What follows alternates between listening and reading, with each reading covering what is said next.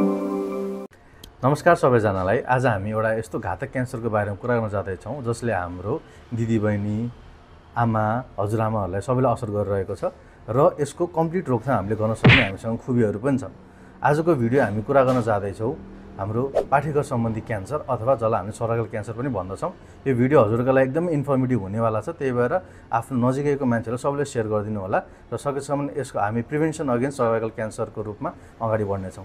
विश्वको कन्टेक्स्टमा हेर्नु पर्दाखेरि चाहिँ यो क्यान्सर चौथो नम्बरमा रहेको छ भने नेपालको कन्टेक्स्टमा हेर्नु पर्दाखेरि सर्भाइकल क्यान्सर र ब्रेस्ट क्यान्सर लगभग सँगसँगै टपको लेभलमा देख्न सकिन्छ।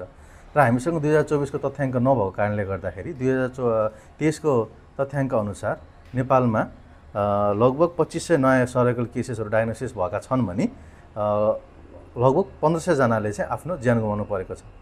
के हजुरलाई थाहा छ रिसेन्टली हाम्रो नेपालको एउटा भव्य रूपमा चाहिँ एउटा भ्याक्सिन अगाडि हाम्रो रिसेन्टली फेब्रुअरीतिर ल्याएको थियो भनेर?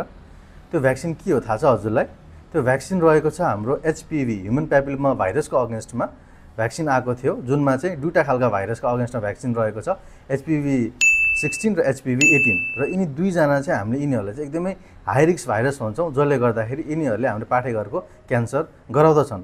र यो भ्याक्सिन पाठेघरको क्यान्सर देखिने उमेर भनेको 40 देखि 50 रहे पनि यो भाइरस हाम्रो शरीरमा सुरुदेखि नै भित्र प्रवेश गरिसकेपछि यसले 10 देखि 15 इयरको ग्यापमा यसले चाहिँ क्यान्सर गराउने गर्दछ। त्यही कारणले गर्दाखेरि चाहिँ किशोरी अवस्थामा नै यो भ्याक्सिन दिएको एकदमै उपयुक्त हुन्छ र यसले गर्दाखेरि पछि क्यान्सर हुने सम्भावना निकै नै कम हुन्छ। अब जानौँ यसका लक्षणहरू के हुन सक्छन् त है त। हजुरको यसका लक्षणहरू के छन् भन्दा योनिबाट रगत आउने र योनिबाट फोहोर पानीहरू बग्ने र सम्पर्क भइसकेपछि योनिबाट रगत आउने पनि हुनसक्छ।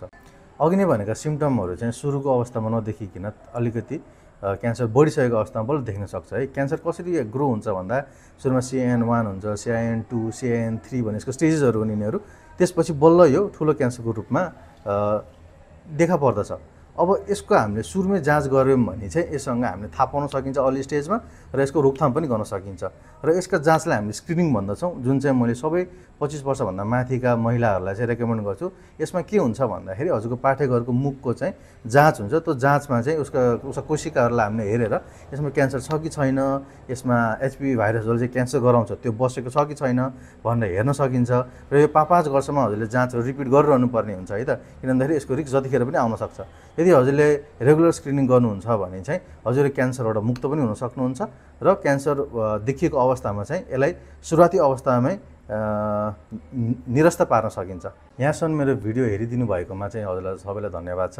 र एउटा हम्बल रिक्वेस्ट मेरो के रहेको छ भन्दाखेरि प्लिज यो भिडियो सकेसम्म आफ्नो नजिकैको दिदीबहिनी, आमाहरूलाई चाहिँ प्लिज सेयर गरिदिनु होला। किन भन्दाखेरि चाहिँ यसको स्क्रिनिङ यति इफेक्टिभ छ कि हजुरको युएसएमा जुन एकदम टप ऱ्याङ्किङमा रहेको सर्भाइकल क्यान्सर अहिले चाहिँ 50% भन्दा कम घटिसकेको छ। र हामीले यो अवेरनेस स्प्रेड गऱ्यौँ भने we can make someone's life better है। त्यसका लागि चाहिँ अब हजुरलाई सबैलाई धन्यवाद।